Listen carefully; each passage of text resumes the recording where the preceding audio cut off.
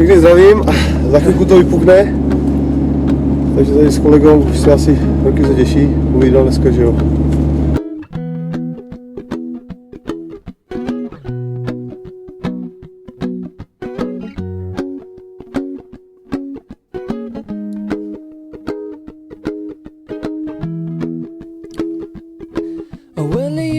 Done me and you bet I felt it. I tried to beat you, but you're so hot that I melted. I fell right through the cracks, and now I'm trying to get back before the cool down.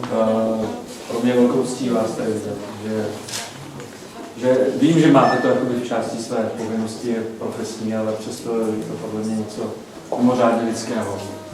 Že jste prakticky vstoupil do chodu určité události, zariskoval jste pro mě velmi významný svůj život. Sice vy to třeba tak nevnímáte, ale pro mě obyčejný občan je to obrovská podsta, že s vaším pejskem jste do toho šel a podařilo se vám to, co se podařilo, a za to vám děkuji. A jsem rád, že kromě policie, naší městské policie, víme, že i mezi námi jsou občany, kteří prostě dbají na tu bezpečnost. Za to opravdu děkuji. Já to bude moc velká čest.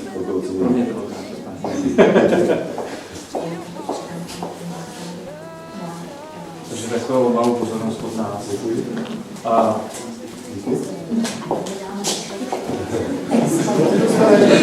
dostaneme učitela. Jo, nesežereme.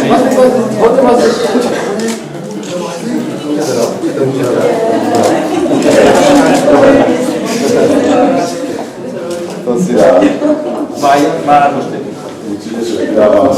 Ty jsi by neměl, ale taky to malinko občas dostane. Pane primátore, já děkuji, poprosím pana plukovníka.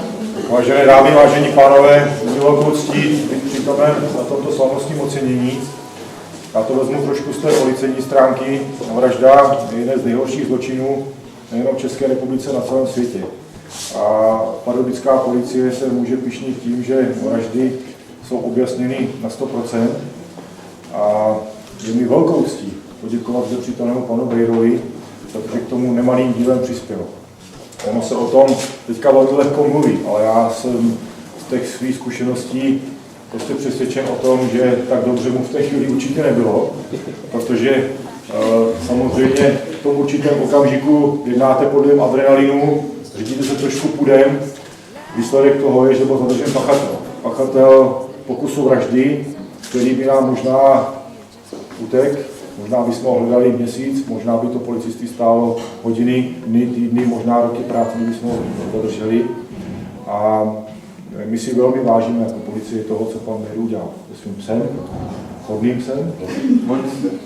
Takže já bych si dovolil vám poděkovat jménem Policie České republiky a můžu vám říct, že jsem hrdý na vaši práci. A tak jak primátor, tak já bych si dovolil maličkost jménem Policie České republiky. Nemám teda nic pro psa, ale třeba to někdy učíte. Díky moc taky. Tak jo, já chtěl poděkovat ještě jednou za to, že takovýmhle nasazením plní svoje pracovní úkoly a i za rámec svých povinností se věnuješ tomu, aby tady v Pardubicích bylo všechno v pořádku. Díky moc. Díky.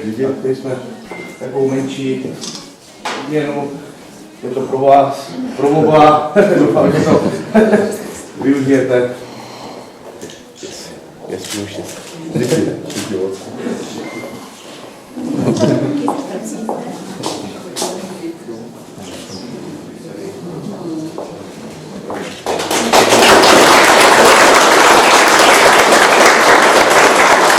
Já bych chtěl poděkovat všem přítomným, kteří se přišli na mě podívat, podpořit mě.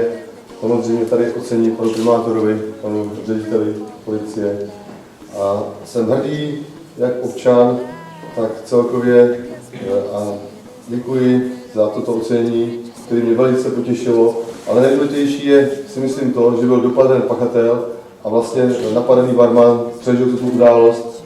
A tento nebezpečný, podle mě velice nebezpečný pachatel dál nebude škodit prostě a páchat další zlo. Díky.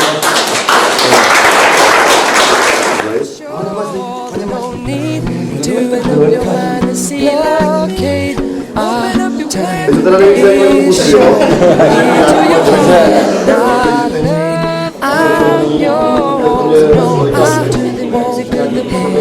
hesitate no more.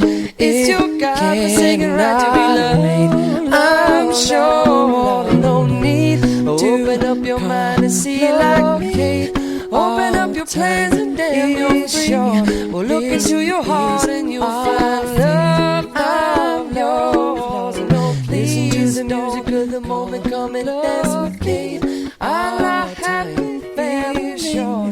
It's our God-forsaken right to be loved. I'm yours. Listen to the music of the moment, come and dance with me.